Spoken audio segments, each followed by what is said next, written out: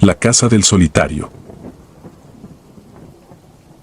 Siempre he tenido una fascinación inexplicable por lo desconocido, por lo que yace más allá de la percepción común. Esa inquietud me llevó a unir fuerzas con 3 amigos en una aventura que cambiaría nuestras vidas para siempre. Nos conocimos en la universidad, cada uno con su propio motivo para querer explorar lo oculto. Carolina, una apasionada de la fotografía paranormal; Eduardo, un escéptico cuya curiosidad lo empujaba a buscar explicaciones lógicas; y Jorge, un historiador aficionado a las leyendas urbanas. Yo, Alejandro, era el catalizador, el que siempre encontraba lugares nuevos para explorar. Habíamos escuchado rumores sobre una casa abandonada en la Ciudad de México, un lugar que prometía ser el epicentro de experiencias sobrenaturales. Decidimos investigar, sin saber que lo que encontraríamos allí desafiaría nuestra comprensión de la realidad. La casa se encontraba en una calle olvidada, oculta tras altos muros y vegetación salvaje que había crecido sin control. La fachada, aunque deteriorada, mostraba rastros de una antigua grandeza. Portones de hierro oxidado y ventanas rotas eran testigos mudos del tiempo que había pasado sin piedad. Nos reunimos frente a la entrada al atardecer, con el sol proyectando sombras alargadas que aumentaban la sensación de inquietud. Eduardo, siempre pragmático, había traído una linterna potente y un par de herramientas por si necesitábamos forzar alguna entrada. Carolina, con su cámara lista, capturaba cada detalle del exterior. Jorge consultaba unos apuntes que había recopilado sobre la historia del lugar. Según sus investigaciones, la casa había pertenecido a un hombre llamado Luis Alberto Montiel, quien vivió allí solo después de la misteriosa desaparición de su esposa. Se decía que Montiel se había dedicado a realizar rituales oscuros para intentar comunicarse con ella. Decidimos entrar por una ventana rota que daba a lo que parecía ser la sala principal. Al cruzar el umbral, una sensación de opresión nos envolvió. El aire estaba cargado de polvo y un aroma a humedad y descomposición. La oscuridad era casi total, apenas mitigada por los destellos de la linterna de Eduardo. A medida que avanzábamos, los pisos crujían bajo nuestros pies, produciendo ecos inquietantes. Exploramos la planta baja, encontrando muebles cubiertos por sábanas blancas, como fantasmas que guardaban secretos. En una esquina, un viejo gramófono descansaba, cubierto de telarañas. Cada habitación parecía congelada en el tiempo, con objetos personales que indicaban una vida abruptamente interrumpida.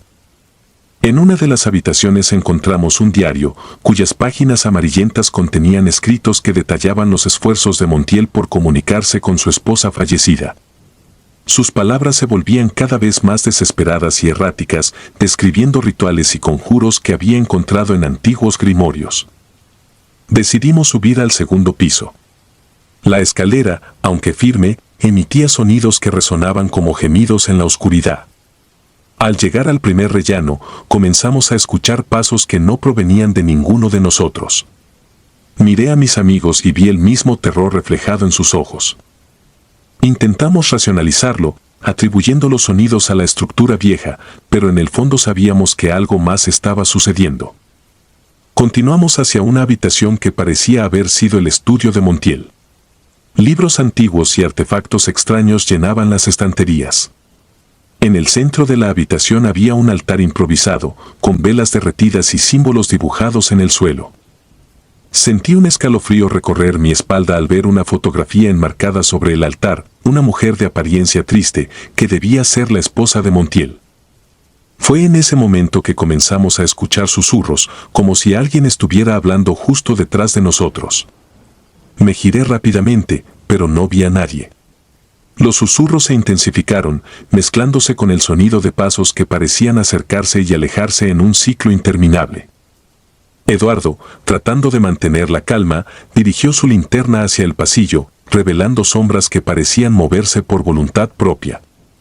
De repente, la linterna de Eduardo comenzó a parpadear, sumiéndonos en una oscuridad intermitente que jugaba con nuestras mentes.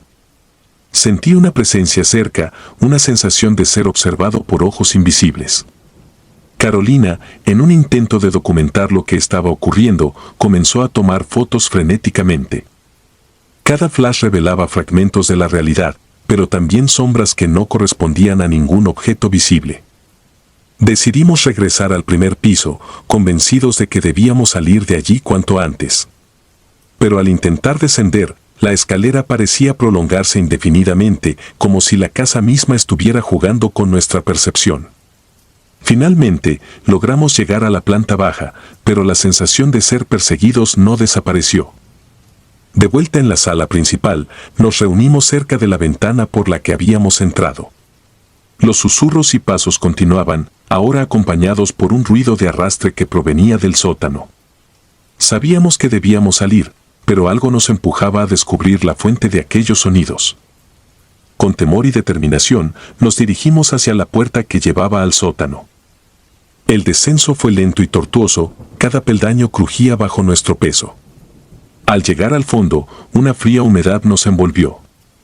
El sótano estaba lleno de viejos muebles y cajas apiladas, pero lo más inquietante era un círculo dibujado en el suelo con símbolos que reconocí del diario de Montiel.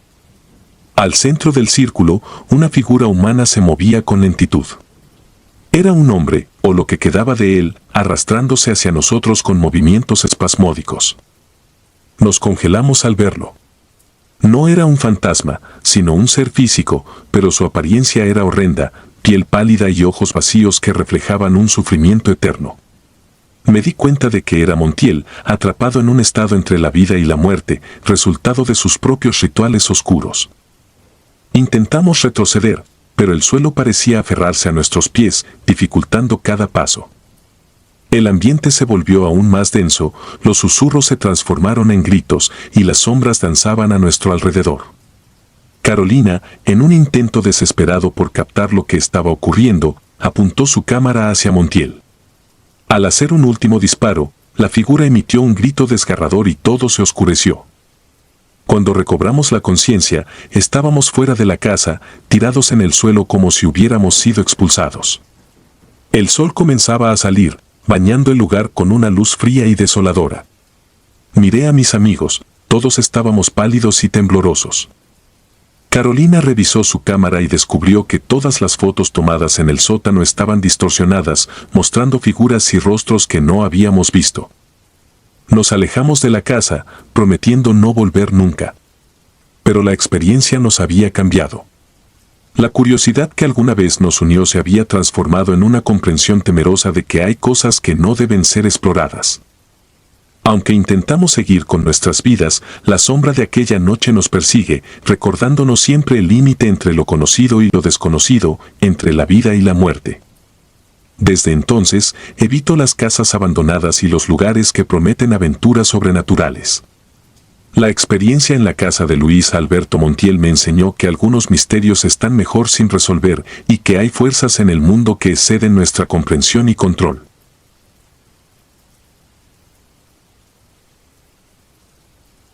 El eco de los niños.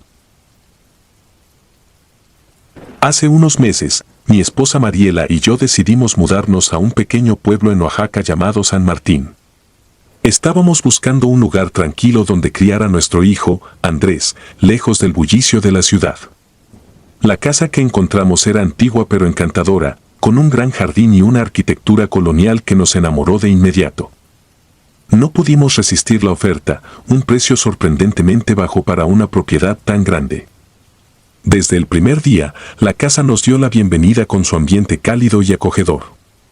Los vecinos nos comentaron que la casa había estado vacía por muchos años, lo cual nos pareció extraño, pero no le dimos mayor importancia.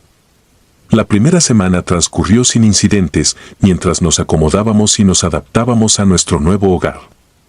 Sin embargo, una noche, después de haber puesto a Andrés a dormir, comencé a escuchar un sonido peculiar. Parecía una risa suave, casi un susurro, proveniente del piso de arriba.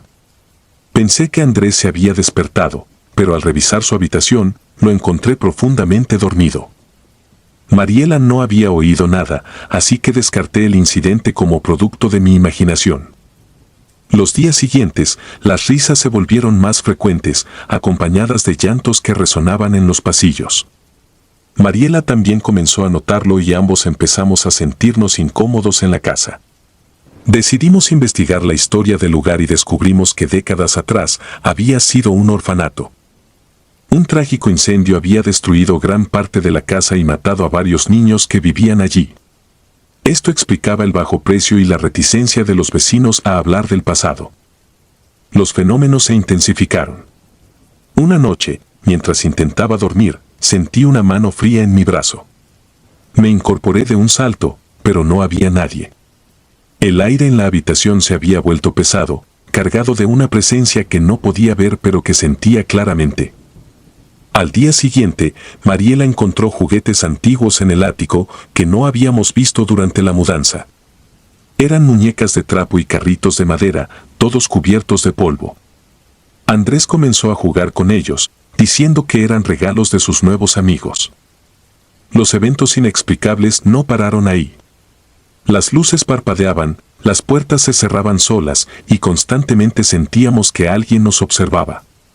Andrés empezó a hablar con alguien invisible, llamándolo por nombres que no reconocíamos.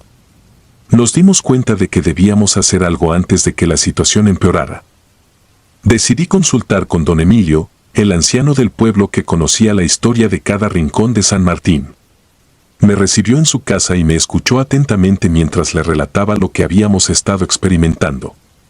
Don Emilio me contó que los espíritus de los niños fallecidos en el incendio nunca habían encontrado la paz.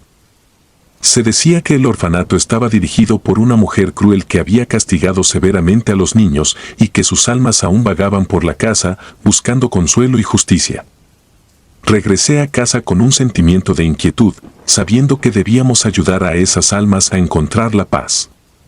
Consulté con Mariela y decidimos realizar una ceremonia para honrar a los niños y pedirles perdón en nombre de la cruel directora. Compramos velas, flores y juguetes nuevos y preparamos una pequeña ofrenda en el jardín. Esa noche, encendimos las velas y colocamos los juguetes y flores en el altar improvisado. Mientras lo hacíamos, el aire se llenó de un aroma dulce, como si alguien hubiera traído flores frescas al jardín. Nos sentamos en silencio, esperando que los espíritus aceptaran nuestra ofrenda y encontraran la paz. Por un momento, todo estuvo en calma. Pero entonces, una ráfaga de viento apagó las velas y escuchamos risas y llantos nuevamente, esta vez más fuertes y desesperados. Andrés, que estaba con nosotros, se abrazó a Mariela con fuerza, llorando. Sentimos que las presencias en la casa no estaban satisfechas con nuestro intento. Decidimos buscar ayuda profesional. Contactamos a una médium recomendada por don Emilio, una mujer llamada Clara que había ayudado a otras familias en situaciones similares. Clara llegó a nuestra casa una tarde y, al cruzar el umbral, su expresión cambió. Nos dijo que la energía en la casa era muy fuerte y que los espíritus estaban atrapados en su dolor y sufrimiento. Clara comenzó la ceremonia con cantos y oraciones, encendiendo incienso y velas especiales. Mientras lo hacía, la temperatura en la casa comenzó a descender y las sombras en las paredes parecían moverse por sí solas. Andrés, que observaba desde una esquina, dijo que podía ver a los niños, que estaban tristes y asustados. La médium nos pidió que nos tomáramos de las manos y repitiéramos una oración para liberar a los espíritus. Mientras lo hacíamos, sentí una presión en el pecho, como si algo intentara comunicarse conmigo. Clara continuó sus cantos, y en un momento de intenso silencio, escuché una voz infantil susurrando mi nombre. La ceremonia duró varias horas. Al final, Clara nos dijo que los espíritus estaban comenzando a irse, pero que el proceso sería lento. Nos recomendó mantener la ofrenda y las velas encendidas durante varios días para asegurar que las almas encontraran su camino. Agradecimos a Clara y la acompañamos hasta la puerta. Al irse, nos dijo que la casa ahora estaría más tranquila, pero que siempre recordaríamos a los niños que habían vivido allí. Durante las siguientes noches, las risas y llantos fueron disminuyendo hasta desaparecer por completo. Andrés dejó de hablar con sus amigos invisibles y comenzó a jugar con normalidad. Mariela y yo finalmente pudimos dormir tranquilos, sabiendo que habíamos hecho todo lo posible para ayudar a las almas atormentadas. Con el tiempo, la casa volvió a ser el hogar acogedor que habíamos imaginado. Sin embargo, cada vez que veo los juguetes antiguos en el ático, Recuerdo las sombras del pasado que una vez compartieron nuestro espacio. San Martín se convirtió en nuestro refugio, un lugar donde aprendimos a respetar y honrar las historias y memorias de aquellos que vivieron antes que nosotros. La experiencia nos enseñó que, aunque el tiempo pase, las tragedias del pasado siempre encuentran una manera de dejar su huella en el presente. Ahora, cuando los vecinos nos preguntan sobre la casa, les cuento nuestra historia. No para asustarlos, sino para recordarles que hay fuerzas invisibles que merecen nuestro respeto y consideración. La historia de los niños del orfanato y su búsqueda de paz se convirtió en una leyenda local, una advertencia sobre los misterios que habitan en cada rincón de nuestro mundo. La casa sigue en pie, más tranquila y en paz, al igual que nosotros. Pero nunca olvidaré las noches de risas y llantos y las sombras que danzaban en los pasillos oscuros. Esa experiencia nos marcó para siempre y aunque hemos encontrado la paz, siempre recordaremos el eco de la tragedia que una vez resonó en nuestro hogar. La casa de la bruja. Las vacaciones siempre fueron una oportunidad para desconectar, explorar nuevos lugares y vivir aventuras. Ese año, mis amigos y yo decidimos hacer un viaje en auto por el centro de México. Partimos desde la Ciudad de México, emocionados por visitar lugares históricos y disfrutar de la gastronomía local. El grupo estaba compuesto por Luis, un amante de la historia, Marta, una fotógrafa profesional, Jaime, el conductor designado, y yo, Teresa, la organizadora del viaje. Después de varios días recorriendo ciudades coloniales, decidimos aventurarnos en las afueras de Zacatecas. Nuestro objetivo era llegar a un pequeño pueblo minero que prometía paisajes impresionantes y una experiencia auténtica. Sin embargo, la carretera se volvió confusa y pronto nos dimos cuenta de que nos habíamos desviado del camino principal. La noche comenzó a caer, y con ella, una sensación de inquietud se apoderó de nosotros. El paisaje, que antes parecía pintoresco, ahora se veía desolado y sombrío. Jaime intentó encontrar señal en su teléfono para verificar nuestra ubicación, pero no tuvimos suerte. Decidimos continuar hasta encontrar algún lugar donde pasar la noche, con la esperanza de que al amanecer pudiéramos orientarnos mejor. Finalmente, divisamos una casa a lo lejos. A medida que nos acercábamos, la estructura antigua y descuidada se hizo más evidente. Las ventanas rotas y la puerta entreabierta indicaban que la casa había estado abandonada durante mucho tiempo. Sin embargo, no teníamos otra opción, así que decidimos buscar refugio allí. Al entrar, el aire estaba frío y húmedo. La luz de nuestras linternas reveló un interior cubierto de polvo y telarañas. Había muebles viejos y deteriorados esparcidos por las habitaciones. Decidimos instalarnos en la sala principal, colocando nuestros sacos de dormir en el suelo. Marta, siempre curiosa, comenzó a tomar fotos del lugar mientras Luis y Jaime exploraban las habitaciones adyacentes. Fue entonces cuando Luis encontró algo extraño en una de las habitaciones. En la pared había símbolos tallados, figuras geométricas y líneas que se entrelazaban formando patrones complejos. En el suelo, un círculo de piedras rodeaba un pequeño altar con artefactos que parecían ser de brujería, plumas, huesos y pequeñas figuras talladas en madera. El ambiente se volvió aún más tenso, pero intentamos no darle demasiada importancia, atribuyéndolo a algún ritual antiguo o superstición local. Nos reunimos en la sala y, después de comer algo, intentamos dormir. Sin embargo, el silencio de la noche fue interrumpido por ruidos extraños, crujidos en el techo, susurros que parecían provenir de las paredes y, en un momento, el sonido de pasos lentos y pesados que resonaban en los pasillos. Sentí un escalofrío recorrer mi espalda mientras miraba a mis amigos, quienes también parecían haber escuchado lo mismo. Intenté tranquilizarme, recordando que las casas viejas suelen hacer ruidos por sí solas, pero una sensación de opresión en el pecho me mantenía en estado de alerta. De repente, Marta gritó. Nos levantamos de inmediato y la encontramos en el pasillo, mirando hacia una figura espectral que se desvanecía ante nuestros ojos. Era una mujer, con ropas desgarradas y el cabello desordenado, que emanaba una luz tenue y espectral. El pánico se apoderó de nosotros. Jaime sugirió que saliéramos de la casa de inmediato, pero cuando nos dirigimos hacia la puerta, descubrimos que estaba bloqueada desde afuera. Intentamos abrir ventanas, pero todas parecían selladas por una fuerza invisible. La única opción era enfrentar lo que fuera que habitaba en la casa. Decidimos regresar a la sala principal y esperar a que amaneciera. Mientras estábamos allí, los ruidos se intensificaron. Los símbolos en las paredes parecían brillar con una luz propia y el aire se volvió aún más pesado. En un momento, Marta comenzó a caminar como si estuviera en trance, siguiendo una voz inaudible que solo ella parecía escuchar. Intentamos detenerla, pero era como si una fuerza invisible la guiara hacia el altar que habíamos encontrado antes. De repente, Marta cayó al suelo, inconsciente. Intentamos reanimarla, pero no respondía. Fue entonces cuando Luis notó que uno de los artefactos del altar había desaparecido. En su lugar, había una figura tallada que se parecía inquietantemente a Marta. La figura estaba rodeada por los mismos símbolos que habíamos visto en las paredes. La leyenda local hablaba de una bruja llamada Isabel que había sido ejecutada en ese lugar hace siglos. Según la historia, Isabel había jurado vengarse de los vivos, especialmente de aquellos que perturbaban su descanso. Ahora, parecía que Marta estaba siendo usada como un canal para su venganza. Decidimos dividirnos para buscar una forma de liberar a Marta. Jaime y Luis fueron al sótano, mientras yo me quedé cuidando a Marta. La casa parecía tener vida propia, con sombras que se movían y susurros que llenaban el aire. Sentí una presencia a mi alrededor, como si Isabel estuviera observando cada uno de nuestros movimientos.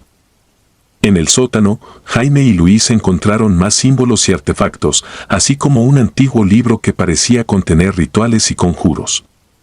Subieron corriendo con el libro, con la esperanza de encontrar una manera de romper el hechizo. Comenzamos a leer el libro, buscando desesperadamente una solución. Fue entonces cuando la figura espectral de Isabel apareció nuevamente, esta vez más clara y aterradora. Sentí una ola de frío recorrer mi cuerpo mientras Isabel se acercaba a nosotros. Sus ojos vacíos reflejaban un odio profundo y una tristeza insondable. Nos dimos cuenta de que no había forma de escapar, solo podíamos intentar comunicarnos con ella y pedirle que liberara a Marta. Luis, con el libro en mano, comenzó a recitar uno de los conjuros. La voz de Isabel resonó en la habitación, llena de dolor y rabia. Las paredes comenzaron a temblar y las luces parpadearon intensamente. Marta, todavía inconsciente, se agitaba como si estuviera luchando contra una fuerza interna. Finalmente, después de lo que pareció una eternidad, Isabel desapareció. Marta despertó, confundida pero a salvo. La puerta principal se desbloqueó y pudimos salir de la casa. El amanecer nos recibió con una luz cálida y reconfortante, como si el mundo hubiera vuelto a la normalidad. Decidimos no hablar mucho sobre lo que había sucedido. Dejamos la casa atrás, con la esperanza de que Isabel finalmente hubiera encontrado la paz. Sin embargo, la experiencia nos dejó marcados, recordándonos que hay lugares y fuerzas que exceden nuestra comprensión. Desde entonces, evitamos hablar del incidente. Marta regresó a su fotografía, pero nunca volvió a tomar fotos en lugares abandonados. Jaime y Luis se sumergieron en sus estudios, intentando olvidar lo que habíamos vivido. Y yo, Teresa, me aferro a la idea de que algunas historias deben ser respetadas y dejadas en el pasado, para no despertar fuerzas que no podemos controlar.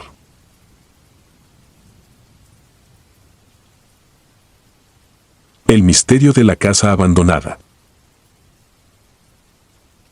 Ser un investigador privado en Monterrey puede ser una tarea monótona la mayoría del tiempo, casos de infidelidad, seguimientos discretos y ocasionalmente algún fraude. Pero de vez en cuando, uno se topa con un caso que lo sacude hasta los cimientos. Eso fue exactamente lo que me ocurrió cuando acepté buscar a Laura, una joven desaparecida desde hacía semanas. El caso me fue presentado por los padres de Laura, quienes estaban desesperados por encontrar a su hija. Laura había salido una noche con amigos y nunca regresó. La policía había hecho todo lo posible, pero con pocas pistas, el caso se había enfriado rápidamente. Me entregaron un diario que habían encontrado en su habitación. Era una bitácora detallada de sus últimos días, con nombres, lugares y pensamientos que podrían darme una idea de dónde empezar. La investigación me llevó por varios lugares de Monterrey, siguiendo los pasos de Laura, hablando con amigos y conocidos. Una noche, mientras revisaba sus notas en mi oficina, encontré una mención a una casa abandonada en las afueras de la ciudad. Decidí que mi próxima parada sería esa casa, esperando encontrar alguna pista sobre el paradero de Laura. La casa en cuestión se encontraba en un barrio que había visto mejores días. Era una construcción antigua, de estilo colonial, con ventanas rotas y puertas que colgaban de sus bisagras. El jardín estaba cubierto de maleza y los grafitis adornaban las paredes exteriores. Según lo que había averiguado, la casa había sido abandonada hacía décadas y, en los últimos años, había adquirido una reputación siniestra. Los rumores hablaban de un culto secreto que había utilizado la casa para realizar rituales oscuros, aunque nadie podía confirmarlo. Llegué a la casa una tarde nublada, cuando la luz del día empezaba a desvanecerse. Con una linterna en una mano y mi cámara en la otra, me adentré en la propiedad. El interior estaba en ruinas, con muebles deshechos y escombros por todas partes. El aire olía a humedad y podredumbre, y el silencio era inquietante. Decidí comenzar por la planta baja, revisando cada habitación con detenimiento. Había rastros de ocupantes recientes, latas de cerveza vacías, colillas de cigarro y alguna que otra prenda de ropa. Nada que me diera una pista sobre Laura.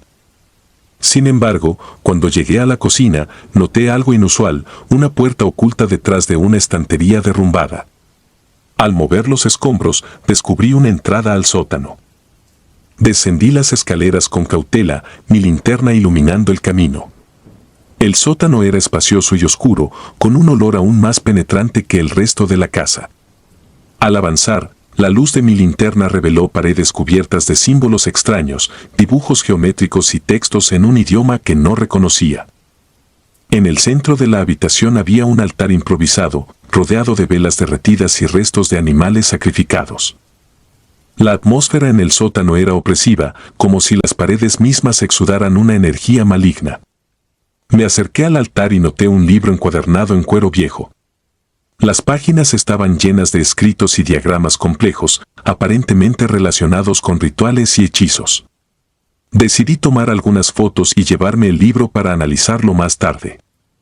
Mientras revisaba el lugar, encontré un compartimiento oculto en el suelo. Lo abrí con esfuerzo y descubrí un espacio pequeño y claustrofóbico, lleno de objetos personales, pulseras, collares y otros artículos que probablemente pertenecieron a las víctimas de los rituales. Entre ellos, encontré una cadena con un colgante que reconocí de las fotos de Laura. Un escalofrío recorrió mi espalda al darme cuenta de que ella había estado aquí. Al salir del compartimiento, sentí un cambio en el ambiente. El aire se volvió más denso y frío, y una sensación de ser observado me invadió. Continué explorando el sótano, con la esperanza de encontrar más pistas. Encontré más símbolos y objetos rituales, pero nada que indicara el paradero actual de Laura.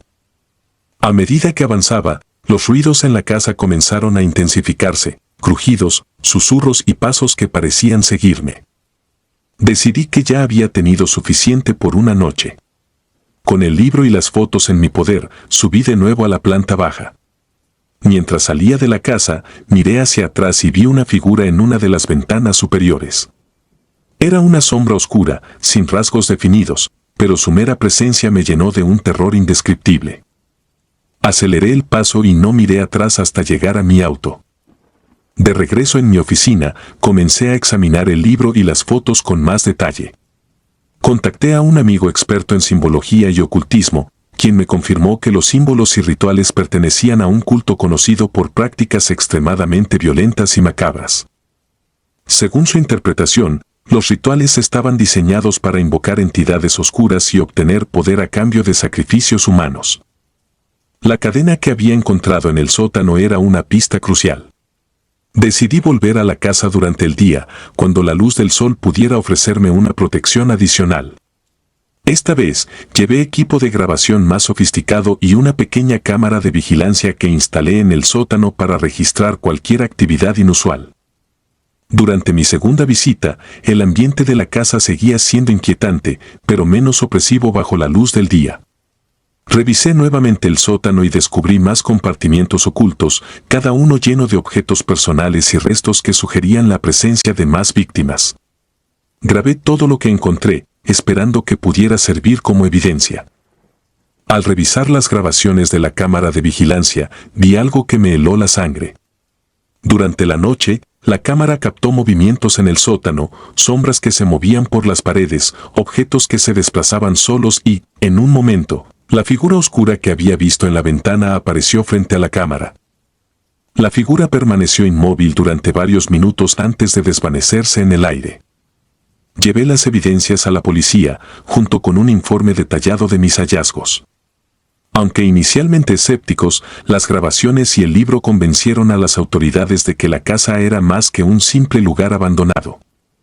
Una investigación más profunda reveló que el culto había estado activo durante décadas, operando en la sombra y utilizando la casa como su base de operaciones. Con la información proporcionada, la policía pudo rastrear a algunos miembros del culto, llevando a su arresto y al desmantelamiento de la organización. Sin embargo, Laura nunca fue encontrada. Su desaparición sigue siendo un misterio, y aunque mi investigación ayudó a cerrar un capítulo oscuro en la historia de Monterrey, no pude darle a su familia el cierre que tanto anhelaban. La experiencia me dejó marcado, recordándome que, a veces, los misterios que investigamos esconden horrores que exceden nuestra comprensión. La casa abandonada, con sus secretos y sombras, permanece en pie, un testimonio silencioso de las atrocidades cometidas entre sus muros. Y yo, aunque sigo con mi trabajo, llevo conmigo la carga de aquellos a quienes no pude salvar.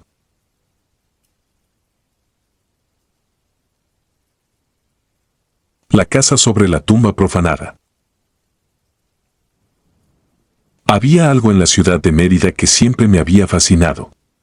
Su mezcla de historia, cultura y arquitectura colonial era irresistible para mí y para mi esposo, Javier. Así que, cuando decidimos mudarnos y buscar una casa para restaurar, Mérida fue nuestra primera opción. Después de varias semanas de búsqueda, encontramos una propiedad que nos dejó sin aliento, una casa abandonada cerca de un antiguo cementerio maya. La casa estaba en ruinas, pero su estructura colonial conservaba una belleza indiscutible. Los arcos, los mosaicos y la disposición de los cuartos eran perfectos para el proyecto de restauración que siempre habíamos soñado. Los vecinos, sin embargo, no compartían nuestro entusiasmo. Nos advirtieron repetidamente sobre el lugar, mencionando historias de maldiciones y sucesos inexplicables. Según ellos, la casa había sido evitada por generaciones debido a su proximidad al cementerio maya y a una serie de eventos trágicos que habían ocurrido allí. Pero Javier y yo éramos escépticos por naturaleza y no nos dejamos intimidar por supersticiones. Compramos la casa y nos sumergimos en el trabajo de restauración.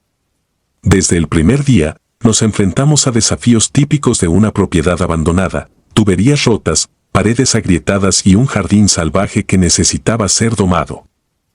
Sin embargo, nuestra emoción y entusiasmo superaban cualquier obstáculo. Conforme avanzábamos, comenzamos a notar cosas extrañas. La primera noche que pasamos en la casa, escuché susurros en un idioma que no reconocía. Pensé que era el viento pasando entre las rendijas de las ventanas o algún animal nocturno. Sin embargo, los susurros continuaron y pronto Javier también los escuchó. Intentamos ignorarlos, atribuyéndolos a nuestra imaginación y al cansancio. Un par de semanas después, mientras trabajábamos en el jardín, empezamos a ver sombras moviéndose entre los árboles y los arbustos. Al principio, pensamos que eran simples juegos de luz y sombra, pero las figuras parecían tomar forma humana y se movían con una intención que no podíamos explicar. Sentí un escalofrío recorrerme la espalda cada vez que una sombra se deslizaba a través del jardín, pero intenté mantenerme enfocada en el trabajo. Una noche, mientras cenábamos, escuchamos un ruido fuerte proveniente del jardín. Salimos a investigar y encontramos una tumba destapada, con huesos esparcidos por el suelo. Nos dimos cuenta de que la casa había sido construida sobre una tumba profanada, probablemente de origen maya. Esto explicaba los susurros y las sombras, y comprendimos que habíamos perturbado algo antiguo y sagrado. El ambiente en la casa se volvió cada vez más opresivo. Los susurros se intensificaron y ahora podíamos escuchar palabras claras, aunque en un idioma desconocido para nosotros. Las sombras en el jardín comenzaron a aparecer con mayor frecuencia y a acercarse a la casa. Sentíamos una presencia constante, una vigilancia silenciosa que nos llenaba de inquietud. Una tarde, mientras Javier trabajaba en el sótano, encontró un objeto extraño, una figura tallada en piedra, cubierta de símbolos y figuras que no reconocíamos. La figura emanaba una energía extraña y parecía vibrar ligeramente al tocarla. Decidimos llevarla a un experto en arqueología maya, quien nos informó que era una representación de una deidad maya relacionada con la muerte y el inframundo. Nos advirtió que el objeto debía ser tratado con respeto y devuelto a su lugar original. Con esta nueva información, comenzamos a comprender la gravedad de nuestra situación. La casa había sido construida sobre un terreno sagrado, y nuestra presencia y las renovaciones habían perturbado el descanso de los antiguos espíritus. Decidimos intentar restaurar el equilibrio, devolviendo la figura tallada a la tumba y realizando una ceremonia de respeto. El día de la ceremonia, el aire estaba pesado y el cielo nublado. Siguiendo las instrucciones del arqueólogo, colocamos la figura en la tumba y recitamos las palabras de respeto que nos había enseñado. Sentimos una tensión en el aire, como si el ambiente mismo estuviera esperando nuestra siguiente acción. Cuando terminamos, una calma inquietante descendió sobre el lugar. Los días siguientes fueron extraños. Los susurros disminuyeron, pero la sensación de ser observados no desapareció. Las sombras seguían presentes, aunque menos intensamente. Sentimos que habíamos hecho un progreso, pero la atmósfera de la casa seguía siendo tensa y cargada de energía. Una noche, mientras dormíamos, me desperté repentinamente y vi una figura al pie de la cama. Era una sombra oscura, con una presencia poderosa y amenazante. Sentí un frío penetrante y un terror que me paralizó. La figura se quedó allí, mirándonos, antes de desvanecerse lentamente. Desperté a Javier y ambos nos dimos cuenta de que la situación estaba lejos de resolverse. Decidimos buscar la ayuda de un chamán local, alguien que comprendiera mejor las fuerzas con las que estábamos lidiando. El chamán nos explicó que la profanación de la tumba había despertado a los espíritus antiguos y que nuestra simple ceremonia no era suficiente para apaciguarlos. Necesitábamos realizar un ritual más profundo y complejo para restaurar el equilibrio y obtener el perdón de los espíritus. El ritual se llevó a cabo una noche de luna llena. Seguimos las instrucciones del chamán al pie de la letra, ofreciendo ofrendas y recitando oraciones en el idioma antiguo. La presencia del chamán y sus cantos ceremoniales llenaron el aire con una energía intensa y sagrada. Sentimos una conexión profunda con el lugar y una comprensión más clara de su historia y significado. Cuando el ritual terminó, el chamán nos aseguró que habíamos hecho todo lo posible para apaciguar a los espíritus. Aconsejó que mantuviéramos el respeto y la reverencia hacia el lugar y sus antiguas tradiciones. Agradecimos su ayuda y regresamos a la casa, esperando que la paz finalmente regresara. Con el tiempo, los susurros desaparecieron y las sombras en el jardín se desvanecieron. La casa, aunque todavía impregnada de una historia oscura, se volvió habitable y comenzamos a sentirnos más seguros en nuestro hogar. La experiencia nos cambió profundamente, enseñándonos la importancia de respetar las historias y las energías de los lugares que habitamos. Aunque nunca olvidaremos lo que vivimos, aprendimos a convivir con el pasado y a honrarlo. Mérida, con su rica historia y sus misterios, se convirtió en nuestro hogar, y la casa que restauramos nos recordó siempre la delgada línea que separa el mundo de los vivos del de los muertos.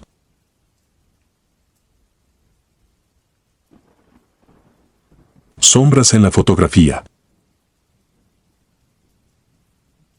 Mi nombre es Roberto García y soy fotógrafo.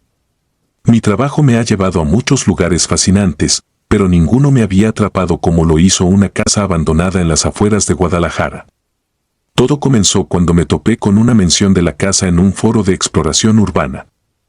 Las historias que la rodeaban eran inquietantes, varios asesinatos inexplicables ocurrieron allí hace años, y desde entonces, nadie se había atrevido a acercarse. Decidí que tenía que verla por mí mismo. Una mañana, tomé mi equipo y conduje hasta la dirección indicada. La casa se encontraba al final de una calle sin salida, rodeada de árboles que parecían haber crecido descontroladamente durante décadas. Su fachada estaba deteriorada, con ventanas rotas y grafitis cubriendo las paredes exteriores. A pesar de su estado ruinoso, había algo en la estructura que me resultaba fascinante. Era como si la casa misma me llamara. Al cruzar el umbral, el aire se volvió más frío y denso. La luz del sol apenas penetraba a través de las ventanas rotas, creando sombras que danzaban en las paredes cubiertas de moho. Empecé a tomar fotos, intentando capturar la atmósfera sombría del lugar. Cada clic de la cámara resonaba en el silencio opresivo de la casa. Pasé horas explorando cada rincón. La sala principal estaba llena de muebles cubiertos de polvo y había restos de periódicos viejos esparcidos por el suelo. Subí las escaleras crujientes hacia el segundo piso, donde encontré habitaciones vacías y desordenadas. En una de las habitaciones, una cama deshecha aún tenía las sábanas arrugadas, como si alguien hubiera salido corriendo sin tiempo para arreglarla. Decidí tomar algunas fotos en esta habitación. La luz natural que entraba por la ventana rota creaba un contraste interesante con las sombras. Mientras revisaba las imágenes en la pantalla de mi cámara, noté algo extraño. Había una figura sombría en una esquina de la habitación, una figura que no recordaba haber visto. Pensé que era un truco de la luz o una imperfección en el lente, así que seguí tomando fotos. Al regresar a mi estudio y revisar las fotos en detalle, me di cuenta de que la figura sombría aparecía en varias imágenes, en diferentes lugares de la casa. Era una forma humana, oscura y difusa, que parecía observarme. Intenté racionalizarlo, pensando que podría ser una coincidencia o una falla técnica, pero una parte de mí no podía sacudirse la sensación de que algo estaba mal. Decidí volver a la casa, convencido de que debía haber una explicación lógica. Esta vez, llevé equipo adicional, luces, trípodes y más cámaras. Llegué al atardecer, cuando la luz era más tenue y las sombras más largas. Mientras instalaba el equipo, la sensación de ser observado se hizo más intensa. Cada crujido de la madera, cada susurro del viento, me ponía los nervios de punta. Empecé a tomar fotos de nuevo, esta vez en todas las habitaciones. Quería asegurarme de capturar cualquier anomalía. Pasaron las horas y, a medida que la noche se acercaba, la casa se volvía más inquietante. Decidí instalar una cámara en la habitación donde había visto la figura por primera vez, apuntando directamente a la esquina donde había aparecido. Después de varias horas de tomar fotos, revisé las imágenes en mi laptop. La figura sombría estaba ahí nuevamente, pero ahora parecía moverse.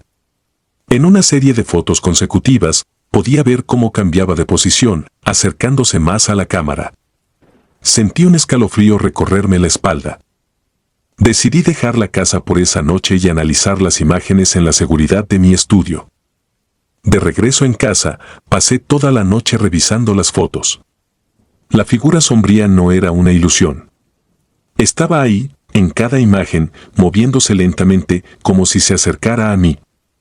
La obsesión por descubrir qué estaba pasando comenzó a consumir mis pensamientos. No podía concentrarme en nada más, mi mente siempre volvía a esa casa y a las figuras en las fotos. Unos días después, volví a la casa con una determinación renovada. Esta vez, llevé una cámara de video para grabar todo el proceso. Quería capturar cualquier movimiento en tiempo real. Al llegar, el ambiente era aún más opresivo que antes. La casa parecía viva, respirando lentamente, observándome. Instalé la cámara en el mismo lugar y comencé a filmar. Mientras recorría la casa, sentí una presencia detrás de mí. Miraba constantemente por encima del hombro, esperando ver algo. Las sombras parecían más densas, como si estuvieran acechándome. Al revisar el video más tarde, vi algo que me heló la sangre. La figura sombría se movía detrás de mí, siguiéndome de habitación en habitación. Cada vez que me daba la vuelta, desaparecía, solo para reaparecer en la siguiente toma. Decidí que debía haber una conexión entre los asesinatos y las figuras en las fotos. Investigando más a fondo, descubrí que la casa había pertenecido a una familia adinerada que fue brutalmente asesinada una noche. Los cuerpos nunca fueron encontrados y los rumores hablaban de rituales oscuros y sacrificios humanos. La casa había estado vacía desde entonces, con nadie dispuesto a comprarla o siquiera acercarse. La obsesión se convirtió en una necesidad desesperada de respuestas. Volví a la casa una última vez, decidido a enfrentar lo que fuera que estuviera acechando. Esta vez, llevé una grabadora de audio, con la esperanza de captar algo más que imágenes. Llegué al anochecer, y mientras instalaba el equipo, la sensación de ser observado era casi insoportable. Empecé a hablar en voz alta, explicando mi presencia y mi deseo de entender lo que había sucedido. Sabía que nadie podría escucharme, pero necesitaba expresar mi intención. Mientras hablaba, las sombras en la habitación comenzaron a moverse, convergiendo en la esquina donde siempre había visto la figura. De repente, la grabadora comenzó a captar un sonido, un susurro bajo y gutural, en un idioma que no reconocía. Las sombras se movían frenéticamente, y la figura sombría apareció frente a mí, más clara que nunca. Era una forma humana, pero carente de rasgos, una masa de oscuridad que emanaba una sensación de malevolencia pura. El miedo me paralizó, pero sabía que tenía que continuar. Seguí hablando, tratando de comunicarme, pero la figura no respondió. En cambio, comenzó a acercarse, lentamente, cada paso llenando el aire con una presión insoportable. Sentí como si mi propia vida estuviera siendo drenada, como si la casa y la figura estuvieran alimentándose de mi energía. De repente, la figura se detuvo y desapareció. La presión en el aire se alivió y las sombras se retiraron. Revisé la grabadora y el video, esperando encontrar alguna pista, pero todo lo que tenía eran susurros incomprensibles y una figura que se movía en la oscuridad. La experiencia me dejó exhausto y mentalmente agotado. Regresé a casa, convencido de que había desenterrado algo que nunca debí tocar. Decidí que era hora de dejar el caso y abandonar la casa para siempre. Sin embargo, las imágenes y los sonidos siguieron atormentándome, apareciendo en mis sueños y en cada foto que tomaba, como si la casa y sus sombras me hubieran marcado de alguna manera. La experiencia cambió mi vida para siempre. Mi pasión por la fotografía se desvaneció, reemplazada por una cautela constante y un miedo latente a lo desconocido. La casa en Guadalajara sigue allí, un testigo mudo de los horrores que esconde, y yo, aunque lejos, sigo sintiendo su presencia, como si las sombras nunca me hubieran dejado ir completamente. Si disfrutas de los relatos, te invitamos a apoyarnos con un like y un comentario, ya que eso nos ayuda muchísimo. Además, si aún no estás suscrito o suscrita, te animamos a formar parte de la comunidad del terror. Muchas gracias por escucharnos y por tu apoyo.